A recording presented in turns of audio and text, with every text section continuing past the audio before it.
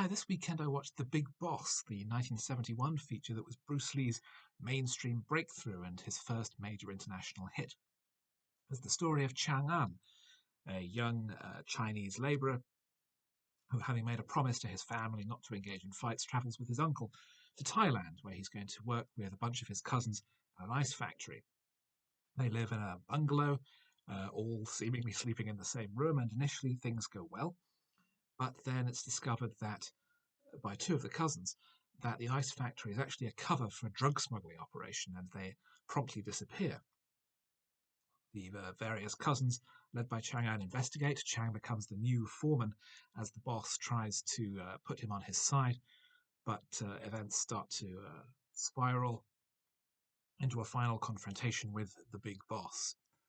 Um, it's a very interesting film to watch now because the film looks so cheap and so scrappy, and the quality of the post production is so bad because there's different types of music cutting in and out all the way through.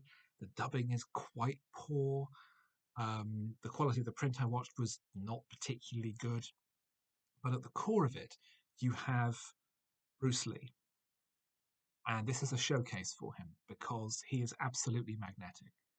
He is an incredibly charismatic, engaging lead presence. He has great range to his performance. There are scenes where he's romantic, there's scenes where he's filled with rage, there's scenes where he's pulling faces and doing silly comical business. He's clearly a performer without a sense of having to portray a particular macho image. He's very confident in himself. And that, of course, leads to the incredible fight sequences and the martial arts sequences, which look astonishing. And his athleticism is without question.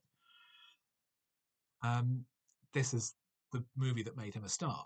And he should have been perhaps an even bigger star than he could have been because he was, for the rest of his career, he only made martial arts pictures.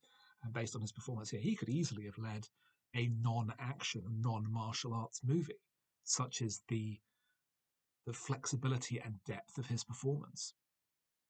Um, it's not a great film in and of itself.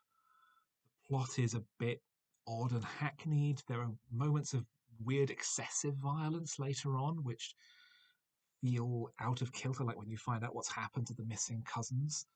Um, and the ending is surprisingly downbeat, I thought.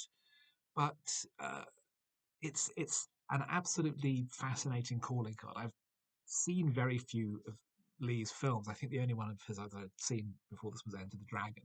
Obviously, I've seen Enter the Dragon. And I have a few others stacked up: Game of Death and The Way of the Dragon, and Fist of Fury, which I think are his other major movies. So I'm very interested in seeing them. Hopefully, the post production work and the dubbing work will be far slicker and more polished than it was for The Big Boss. But in terms of the action and the quality of the performance, I think it's already doing extremely well.